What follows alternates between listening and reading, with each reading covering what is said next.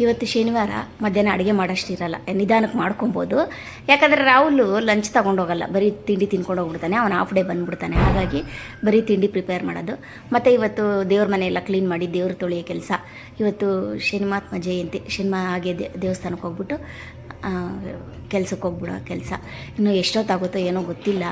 ಇನ್ನು ದೇವ್ರ ಮನೆಯೆಲ್ಲ ಕ್ಲೀನ್ ಮಾಡೋದು ಒಂದು 2 ಅವರ್, ಮಿನಿಮಮ್ 2 ಅವರ್ ಆದರೂ ಬೇಕೇ ಬೇಕು. ನಮಸ್ತೆ ಎಲ್ಲರಿಗೂ, welcome back to my YouTube channel. ಇವತ್ತು ಸಣ್ಣ ಪುಟ್ಟ ಸುಂದರ ಕಥೆಯೊಂದಿಗೆ ನಿಮ್ಮ ಮುಂದೆ. ದೇವಸ್ಥಾನದಲ್ಲಿ ಪ್ರವಚನ ಮಾಡ್ತಾ ಇರ್ತಾರೆ ಯಾವಾಗೂ.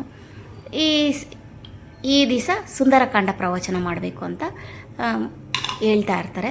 ಮತ್ತು ಗುರುಗಳು ಅಲ್ಲಿ ಅರ್ಚಕರು ಕೂತ್ಕೊಂಡಿರ್ತಾರೆ. ಅರ್ಚಕರ ಪಕ್ಕ ಒಂದು ಪೀಠ ಇಟ್ಟಿರ್ತಾರೆ. ಅದ್ರ ಮೇಲೆ ಒಂದು ಕೆಂಪು ಬಟ್ಟೆ ಹಾಕಿ ಅದಕ್ಕೊಂದು ಪೂಜೆ, ಹೂವು ಎಲ್ಲ ಇಟ್ಟು ಪೂಜೆ ಮಾಡಿ ನಂತರ ಪ್ರವಚನ ಶುರು ಮಾಡ್ತಾರೆ ಅರ್ಚಕರು. ಹಾಗೆ ಕೇಳ್ತಾ ಒಬ್ಬೊಬ್ಬರು ಇರ್ತಾರೆ, ಅಧಿಕ ಪ್ರಸಂಗತನ ಮಾಡೋರು ಅಂತಲೂ ಹೇಳ್ಬೋದು, ಅತಿ ಬುದ್ಧಿವಂತರಂತಲೂ ಹೇಳ್ಬೋದು. ಈ ಥರ ಜನ ಎಲ್ಲ ಕಡೆ ಒಬ್ಬೊಬ್ರು ಇದ್ದೇ ಇರ್ತಾರೆ. ಅದರಲ್ಲಿ ಇರೋ ಒಬ್ಬ ವ್ಯಕ್ತಿ ಎದ್ದು ನಿಂತ್ಕೊಂಡು, ಏನು ಅಲ್ಲಿ ಪೂಜೆ ಮಾಡಿ ನೀವು ಪ್ರವಚನ ಶುರು ಮಾಡಬೇಕಾ, ಅಲ್ಲಿ ಯಾರು ಇರ್ತಾರೆ ಅಂತ ಕೇಳ್ತಾರೆ. ನಾವಿವಾಗ ಸುಂದರಕಾಂಡ ಪ್ರವಚನ ಮಾಡೋದ್ರಿಂದ ಅಲ್ಲಿ ಹನುಮನ್ ದೇವರೇ ಇರ್ತಾರೆ.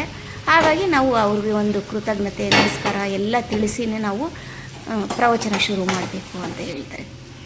ಅದು ಹೇಗೆ, ಅಲ್ಲಿ ಹನುಮನ್ ದೇವರಿದ್ದಾರೆ ಅಂತ ಹೇಳಿ ನೋಡೋಣ, ನಿರೂಪಿಸಿ ಅಂತ ಹೇಳ್ತಾರೆ. ಅಧಿಕ ಪ್ರಸಂಗತನೇ. ಅದ್ರ ಜೊತೆ ಮತ್ತೆ ಇರೋರು ಕೂಡ ಅವಿವೇಕಿಗಳ ಥರ ಹೌದು ಹಾಗೆ ಹೀಗೆ ಅಂತ ಮಾತಾಡ್ತಾರೆ. ಆಯಿತು ನಾಳೆ ಹೇಳ್ತೀನಿ ಅಂದ್ಬಿಟ್ಟು ಅಷ್ಟೊತ್ತಿಗೆ ಪ್ರವಚನ ಮುಗಿಯುತ್ತೆ.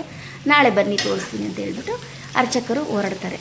ಅರ್ಚಕರಿಗೆ ಒಂಥರ ಕಸಿವಿಸಿ ಭಯ, ಏನು ಈ ಥರ ಮಾತಾಡ್ತಾರೆ ಜನಗಳು ಅಂತ ಹೇಳ್ಬಿಟ್ಟು ಬಂದು ದೇವ್ರ ಮುಂದೆ ನಿಂತ್ಕೊಂಡು, ನನ್ನಪ್ಪ, ನಾನು ನಿನ್ನ ಪ್ರವಚನ ನಮ್ಮ ಧರ್ಮದ ಬಗ್ಗೆ ಒಂದು ನೀತಿ ಎಲ್ಲನೂ ಹೇಳಬೇಕು ಅಂತ ನಾನು ನಿಯತ್ತಿಂದ ಅಲ್ಲಿ ಪ್ರವಚನ ಮಾಡ್ತಾ ಇದ್ದೀನಿ.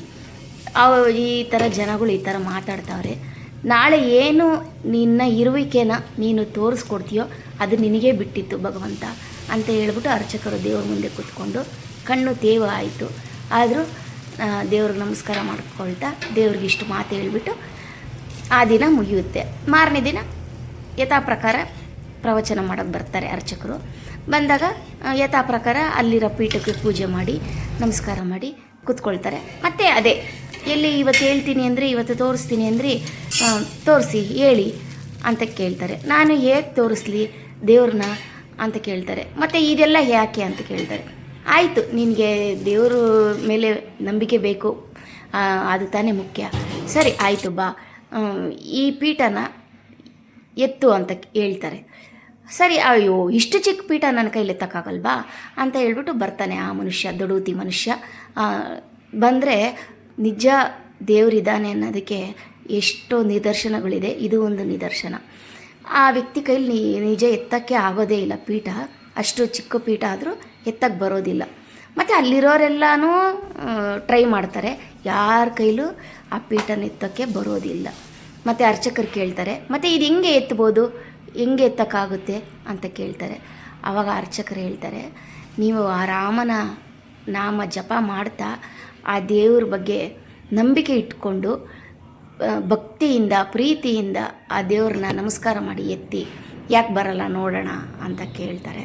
ಆಗ ಜನಗಳೆಲ್ಲ ರಾಮನಾಮ ಮಾಡ್ತಾ ಭಕ್ತಿಯಿಂದ ಪ್ರೀತಿಯಿಂದ ನಂಬಿಕೆ ಇಟ್ಟು ಎತ್ತಿದ್ರೆ ಅದು ಎಷ್ಟು ಸಲೀಸಾಗಿ ಬಂದ್ಬಿಡ್ತು, ಎಲ್ಲರ ಕೈಲೂ ಬಂತು.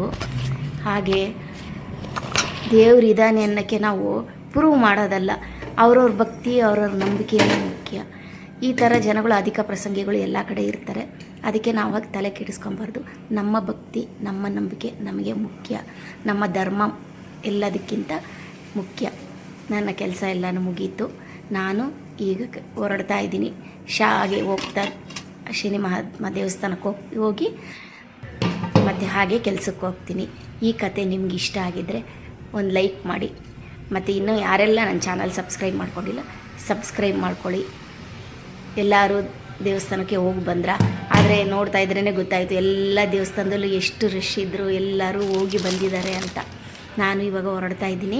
ಎಳ್ಳು ಬತ್ತಿ ಖಾಲಿ ಆಗಿತ್ತು, ಅದಕ್ಕೆ ಕಟ್ಕೊಳ್ತಾ ಇದ್ದೀನಿ. ಇವಾಗ ತಕ್ಷಣಕ್ಕೆ ಎಷ್ಟು ಬೇಕೋ ಅಷ್ಟು ಕಟ್ಕೊಂಡ್ಬಿಟ್ಟು ಹೋಗೋಣ ಅಂತ. ಏನು ಗೊತ್ತಾ, ಅಲ್ಲಿ ನಾವು ದೇವಸ್ಥಾನಕ್ಕೆ ಹೋಗ್ತೀವಲ್ಲ, ಅಲ್ಲಿ ಏನು ಮಾಡ್ತಾರೆ ಅಂದರೆ ಎಣ್ಣೆನೇನು ಮಾಡ್ತಾರೆ ಅಂದರೆ, ನಾವು ಎಣ್ಣೆ ದೇವರಿಗೆ ಅಭಿಷೇಕ ಮಾಡಿರ್ತೀವಲ್ಲ, ಆ ಎಣ್ಣೆನೇ ಹಾಕ್ತಾ ಇರ್ತಾರೆ. ನಾವು ಒಂದು ಸರಿ ನೋಡಿ ನಮಗೆ ಅದು ಇಷ್ಟ ಆಗಿಲ್ಲ, ಅದಕ್ಕೆ ಅವತ್ತಿಂದ ಮನೇಲೇ ಕಟ್ಕೊಂಡು ಹೋಗ್ತಾ ಇದ್ದೀವಿ. ಇರಲಿ, ನಮ್ಮ ಭಕ್ತಿ ನಮಗೆ, ಅವ್ರ ಭಕ್ತಿ ಅವ್ರಿಗೆ. ನಮ್ಮ ಮನೆ ಹತ್ರ ಅಂತೂ ತುಂಬ ಚೆನ್ನಾಗಿದೆ ದೇವಸ್ಥಾನ. ಎಲ್ಲ ದೇವತೆಗಳೂ ಆವರಣದಲ್ಲಿ ಇದೆ.